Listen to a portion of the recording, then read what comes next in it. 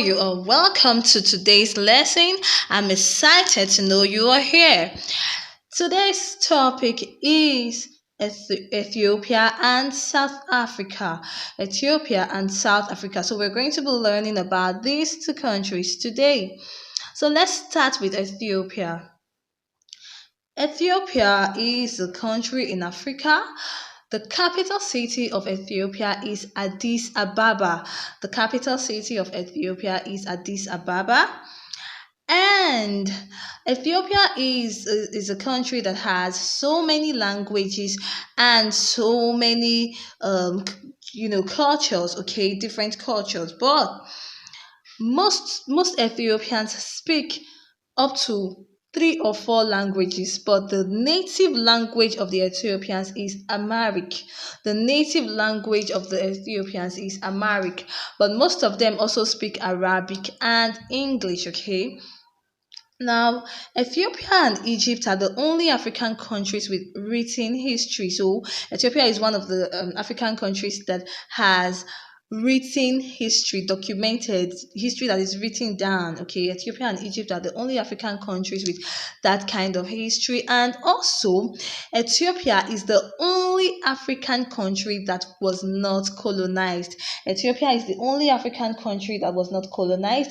However, it was occupied by the Italians in the year 1936 to 1941, but it was not colonized, okay? Now, Ethiopia plays host to, okay, before we talk about that, let's talk about the currency of Ethiopia. The currency of Ethiopia is the Ethiopian birr. The Ethiopian birr, and there are so many UNESCO World Heritage Sites located in Ethiopia. Okay, now let's talk about the religion in Ethiopia. Most Ethiopians are Christians, okay? Christianity is the first religion that spread throughout the country, okay? And the Ethiopian Christians formed a language which they speak, and that language is called Ge'ez. Okay, the language of the Ethiopian Christians is called Ge'ez, and that is the language that is one of the oldest languages that is spoken in the world today. Okay, now after Christianity, after some time, the Muslims also came to Ethiopia in the year 600 AD, and they spread their religion in the country. Some Ethiopians accepted the religion, but the Christians and the Muslims in Ethiopia have learned to live together peacefully, all right? Okay, now let's talk about the Ethiopian way of life. Most Ethiopians still live in rural areas. Rural areas are villages. Most Ethiopians still live in rural areas where they do not have access to clean water from the tap. They do not even have access to electricity. Most of them still ride on donkeys, okay? But in Addis Ababa, which is the capital of Ethiopia, the life there is quite different because they have good roads, electricity, and so much more.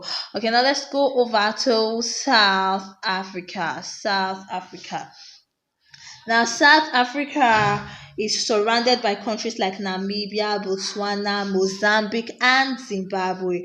The longest river in South Africa is River Orange. The longest river in South Africa is River Orange. And okay, South Africa is called there are two nicknames for South Africa. South Africa is called the Rainbow Nation and the Cradle of Humankind.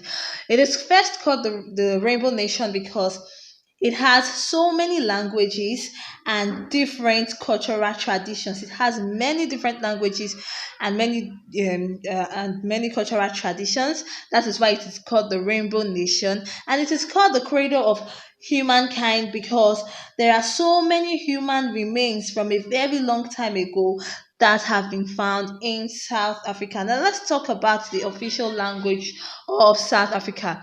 South Africa has 11 official languages. Can you beat that?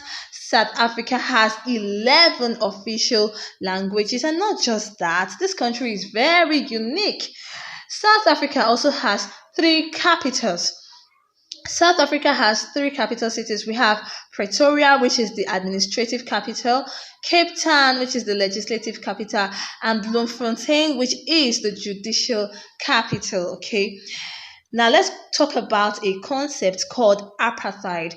Apartheid is a system of government that was used in South Africa a long time ago, where the white people discriminated against the black people. The whites felt that they were better than the blacks, and so they did not allow the blacks to come close to them.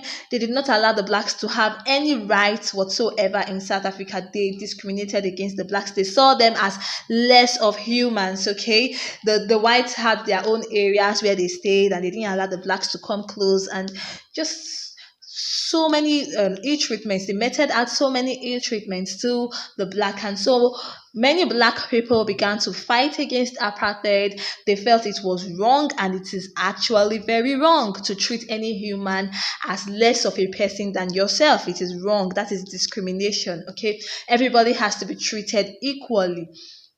Now, from among the many blacks in South Africa who fought against apartheid, there was one who was very prominent, and his name is Nelson Mandela. This man fought with everything he had against the apartheid system of government, and because of that, he was put in prison. He was put in prison, and he was in prison for 27 years because he was fighting against apartheid. Eventually, in the year 1994, he became the first elected black president of South Africa. Nelson Mandela became the first elected black president of South Africa in the year 1994. Okay, so with that, we have come to the end of the class. Thank you very much for giving me your attention once more. Thank you for your time. I hope to have your attention also in the next class.